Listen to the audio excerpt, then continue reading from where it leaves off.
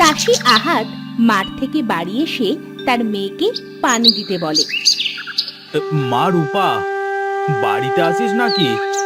আমাকে এক গ্লাস পানি দে তো। যা গরম পড়েছে, গলাটা শুকিয়ে কাঠ হয়ে গেছে। এই নাও বাবা পানি। কি রে মা, তোর মনটা এমন খারাপ কেন আজ? মাকে বলেছি আজ একটু নদীতে গোসল করতে যাব, কিন্তু মা কিছুতেই রাজি হচ্ছে না, এজন্য মনটা একটু খারাপ। ওই নদীটা নাকি অনেক ভয়ঙ্কর, তুই তো জানিস। ভয়ে কেউ নদীর ধারে কাছেও যায় না। ওগুলো তোমাদের মনের ভুল বাবা, যাই না, আমি একটু গোসল করতে যাই না বাবা। আমি তোকে বলেছি না নদীতে যাওয়া যাবে না গোসল করতে? জানিসই তো তোর বাবা মানুষের খেতে কাজ করে, কোনো রকমের সংসারটা চালাচ্ছে। তোর কিছু হলে টাকা কোথায় পাবে চিকিৎসা করানোর জন্য? আহা, যাক না মেয়েটা একদিন গোসল করতে, কিচ্ছু হবে না। অনেকেই তো গোসল করে নদীতে, আমিও নদী থেকে গোসল করে আসি প্রতিদিন। তোমরা বাপ মেয়ের যা ইচ্ছে তাই করো, আমি জঙ্গলে যাচ্ছি কাঠ কাটতে। আমিও তাহলে নদীতে গেলাম। যাচ্ছিস যা, তবে তাড়াতাড়ি ফিরে আসিস কিন্তু, আমাকেও মাঠে যেতে হবে।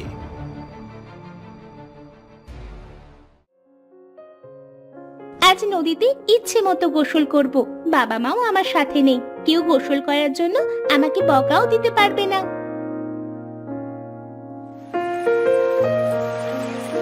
রূপা নদীতে নামে গোসল করতে।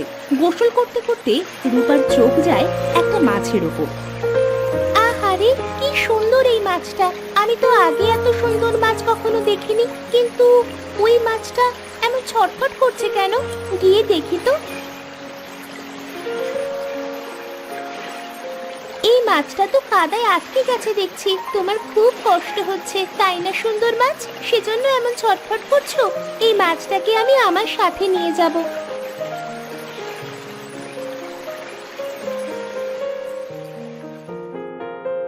রূপা মাছটাকে নিয়ে বাড়িতে চলে আসে, একটা পাত্রে রেখে দেয়। আজকে আমি সারা দিন তোমার সাথে গল্প করব, তোমাকে একটা নাম দিই, দাঁড়াও। আজ থেকে তোমার নাম মায়া, তোমার চেহারায় অনেক মায়া। আমার বাবা মাও সেটাই বলে, আমার চেহারায় নাকি অনেক মায়া, সেজন্য আমার বাবা মাও আমার নাম রেখেছে মায়া। এ কি মায়া মাছ, তুমি দেখি কথাও বলতে পারো? হ্যাঁ রূপা, আমি কথা বলতে পারি, তুমিও খুব মিষ্টি। তুমি আমাকে নদীতে ছেড়ে দিয়ে আসো না, এতটুকু জায়গার ভেতরে থাকতে আমার যে খুব কষ্ট হচ্ছে। তুমি তো ছোট মায়া মাছ, তাহলে কেন তোমার কষ্ট হচ্ছে? আমি মনে করেছিলাম তোমার সাথে খেলা করব, অনেক গল্প করব। চিন্তা করো না রূপা, আমি তোমার সাথে অনেক গল্প করব, তুমি প্রতিদিন নদীর পাড়ে যেও। ঠিক আছে মায়া মাছ, তোমার যখন কষ্ট হচ্ছে তখন আমি তোমাকে নদীতে ছেড়ে দিয়ে আসছি।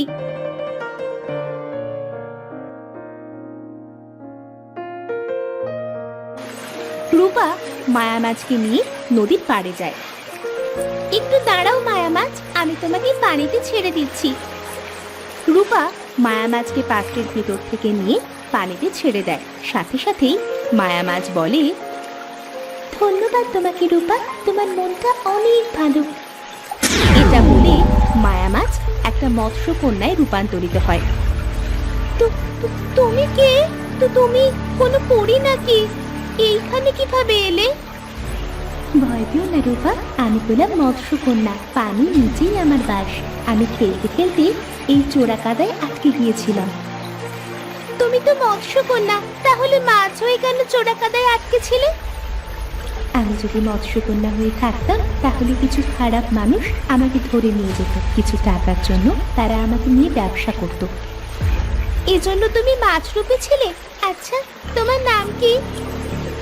আমার নাম হলো মায়া। তোমাকে অনেক ধন্যবাদ রূপা, আমাকে বাঁচানোর জন্য। আর কিছু সময় পানি ছাড়া থাকলে হয়তো আমি দম বন্ধ হয়ে মারাই যেতাম। আজ থেকে আমরা বন্ধু। সত্যি বলছো তুমি মায়া বন্ধু? জানো আমি গরিব, সেজন্য আমার সাথে কেউ বেড়াতে চায় না, ঘুরতে যেতে চায় না। দুঃখ করো না বন্ধু, আমি তোমাকে ঘুরতে নিয়ে যাব। যাবে আমার সাথে? কোথায় নিয়ে যাবে আমাকে মায়া বন্ধু? পানির নিচে আমাদের রাজ্যে। চলো, তোমাকে আজ আমার বাবা মায়ের সাথে পরিচয় করিয়ে দিব। সত্যি বলছো তুমি? আমাকে নিয়ে যাবে তোমাদের রাজ্যে?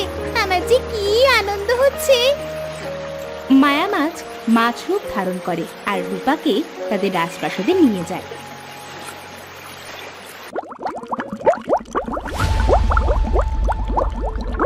মা, ও মা, তোমরা কি রুমে আছো?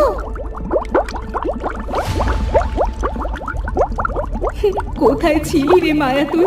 তোকে কত খুঁজেছি জানিস, কিন্তু কোথাও খুঁজে পাইনি। নদীর এই মাথা থেকে ওই মাথা পর্যন্ত সব জায়গায় খুঁজেছি। তোর মা তো মনে করেছে তোকে হয়তো জেলেরা ধরে নিয়ে গেছে, আর হয়তো কখনো তোকে দেখতে পারবে না। মা, আমি চোরাকাটায় আটকে গিয়েছিলাম, আমাকে এই চাষি কন্যা বাঁচিয়েছে। চাষি কন্যা, তুমি বাঁচিয়েছো আমার মেয়েকে? তোমাকে যে কি বলে ধন্যবাদ দিব। তোমার কাছে আমি চির ঋণী হয়ে থাকলাম। দাঁড়াও মা, আমি মৎস্যরূপে এসে তোমাকে আরো বলছি। মা জানো, রূপা গরিব, সেজন্য রূপার কোনো বন্ধু হয় না। রূপার মনে অনেক কষ্ট, এজন্য আমি বলেছি আজ থেকে আমি রূপার বন্ধু। এটা তুই ঠিক বলেছিস মায়ামা। আচ্ছা মা বাবা, আমি আমার বন্ধুকে নিয়ে একটু ঘুরতে যাচ্ছি। ঠিক আছে, যা, তবে পানির ওপরে কিন্তু যাস না। দেখলি তো, এই চাষি কন্যা না থাকলে কত বড় বিপদ হয়ে যেত আজ। মা, রূপাকে আমি আমাদের মৎস্যপুরী আর পানির নিচটা ঘুরে দেখাবো। দাঁড়া মাইয়া, চাষি কন্যা রূপাকে আমি পানির নিচে নিঃশ্বাস নেওয়ার জন্য ব্যবস্থা করে দিচ্ছি। মৎস্যরানী জাদু করে রূপাকে পানির নিচে থাকার ব্যবস্থা করে দেয়। এখন থেকে তোমার যখন ইচ্ছা তখন পানির নিচে তোমার বন্ধুর কাছে আসতে পারবে। তুমি যদি কখনো পানিতে ডুবেও যাও তাহলে তোমার কোনো ক্ষতি হবে না, তুমি সেখানেও শ্বাস নিতে পারবে। ধন্যবাদ মৎস্যরানী আপনাকে। এবার চলো রূপা বন্ধু, দেরি হয়ে যাচ্ছে তো। চলো, আগে তোমাকে আমাদের ফুল বাগান দেখাই। ঠিক আছে, চলো। মায়া রূপাকে নিয়ে তাদের ফুল বাগানে যায়।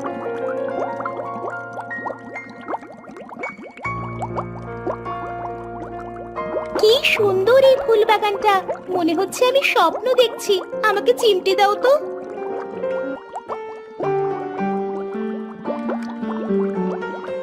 আমি তো কোনো স্বপ্ন দেখছি না, এটা তো সত্যি। তোমাদের মৎস্যপুরীটা অনেক সুন্দর, মনে হচ্ছে আমি কোনো স্বপ্নের দেশে চলে এসেছি। তোমাদের পৃথিবীটাও আমার খুব ভালো লাগে, কিন্তু যেতে পারি না কারণ মানুষরা খুব স্বার্থপর। আচ্ছা, এসব বাদ দাও, তোমাকে ফলের বাগান, ঝিনুক, শামুক আরো অনেক সুন্দর সুন্দর জিনিস দেখাবো। তাড়াতাড়ি চলো বন্ধু, আমার যে আর তর্স হয়েছে না। তোমাকে আগে ফলের বাগান দেখাবো।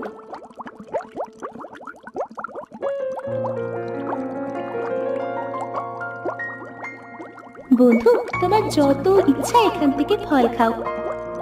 এগুলো কেমন ধারা ফল গো? এমন ফল তো আমি আগে কখনো দেখিনি। কি সুন্দর দেখতে, না জানি খেতে কত সুন্দর। রূপা ফল বাগান থেকে অনেক ফল খায়। এরপর মায়া রূপাকে তাদের সমস্ত মৎস্যপুরী ঘুরে দেখায়।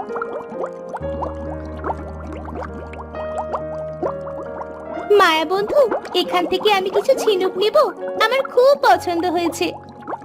তোমার যতগুলো ইচ্ছে তুমি নিতে পারো বন্ধু। এবার আমাকে বাড়ি যেতে হবে মায়া বন্ধু, অনেক দেরি হয়ে গেছে যে, না জানি বাবা মা কত চিন্তা করছে। ঠিক আছে চলো, বাবা মায়ের সঙ্গে দেখা করে তোমাকে আমি নদীর ওপরে দিয়ে আসবো।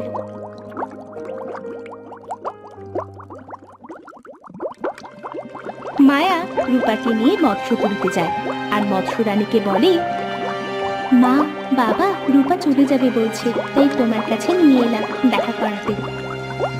রূপা, তুমি চলে যাবে? আমাদের রাজ্যে থেকে যাও। না মৎস্যরাজ, বাবা মা হয়তো অনেক চিন্তা করছে। থাকবে না যখন, তখন আমি তোমাকে একটা উপহার দিচ্ছি আমার মেয়েকে বাঁচানোর জন্য। মৎস্যরানী জাদু করে একটা পাতিল নিয়ে আসে। এই নাও, এই পাতিলটা আমি তোমাকে উপহার দিলাম। এই পাতিলের কাছে তুমি যা চাইবে তাই দিবে, তবে একদিনের ভিতর একবারই এই পাতিল তোমাদের কথা শুনবে। দেখবে তোমাদের সব কষ্ট চলে যাবে। ধন্যবাদ মৎস্যরানী আপনাকে, আপনারা অনেক ভালো। আমি আবার আসবো আপনাদের এখানে। রূপা সবার কাছ থেকে বিদায় নেয়, মায়াকে নিয়ে নদীর ওপরে চলে আসে। আসি মায়া বন্ধু, আবার দেখা হবে। টাটা রূপা বন্ধু, আবার এসো কিন্তু। রূপা মায়ের কাছ থেকে বিদায় নিয়ে বাড়ি চলে যায়। গিয়ে দেখে তার মা কাঁদছে। কি হয়েছে মা, তুমি কাঁদছো কেন? কাঁদবো না তো আর কি করব বল? কোথায় ছিলি তুই সারাদিন? আমি আর তোর বাবা মিলে কত খুঁজেছি তোকে। বাবা কোথায় মা? তোর বাবা তোকে খুঁজতে গেছে। এবার বল, কোথায় ছিলি তুই? রূপা তার মাকে সব ঘটনা খুলে বলে। তুই সত্যি বলছিস? কই কই দে তো পাতিলটা আমার কাছে। রায়হানা জাদুর পাতিলের কাছে খাবার আর টাকা চায়, সাথে সাথে জাদুর পাতিল খাবার আর টাকা দেয়। সত্যি তো, আমাদের আর কোনো কষ্ট হবে না রে মা। তোর বাবা যে কি খুশি হবে। মৎস্যরানীর উপহারের জন্য রূপারা অনেক বড় লোক হয়ে যায়। রূপা প্রায় মায়ার সঙ্গে দেখা করতে নদীতে যায়। মায়া মাছ হয়ে রূপার সাথে অনেক গল্প করে। মাঝে মাঝে রূপা মৎস্যপুরীতেও ঘুরতে যায় মায়ার সাথে। এভাবেই তাদের দিন কাটতে থাকে।